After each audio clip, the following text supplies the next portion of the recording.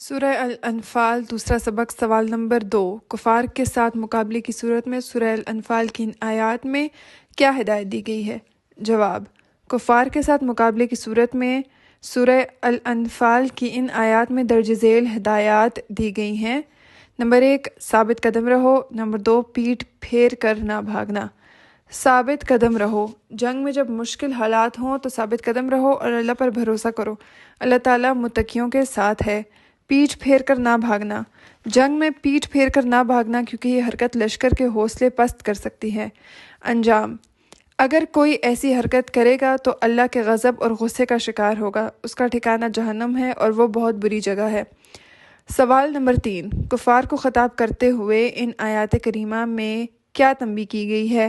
جواب: کفار کو تنبیہ: ان آیات کریمہ میں کفار کو درج ذیل باتوں کی تنبیہ کی گئی ہے۔ نمبر 1 تم باز آ جاؤ۔ نمبر 2 اگر تم لوٹو گے تو ہم بھی لوٹیں گے۔ نمبر 3 تمہیں تمہاری جماعت کام نہیں آئے گی۔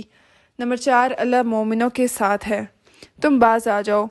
تم اپنے ان افعال سے باز آ جاؤ تو تمہارے حق میں بہتر ہے۔ شرک اور مسلمانوں سے قتال چھوڑ دو۔ اگر تم لوٹو گے تو ہم بھی لوٹیں گے۔ اگر تم جنگ کے لیے لوٹو گے تو ہم بھی مسلمانوں کی مدد کے لیے لوٹیں گے اور اسی طرح مسلمانوں کو فتح دیں گے۔ تمہاری جماعت تمہارے کام نہیں آئے گی۔ اگر تمہاری جماعت زیادہ بھی ہو تو بھی وہ تمہارے کام نہیں آئے گی۔ اللہ مومنوں کے ساتھ ہے۔ اللہ تعالیٰ مومنوں کے ساتھ ہے اور ہر معاملے میں مومنوں کا مددگار ہوگا۔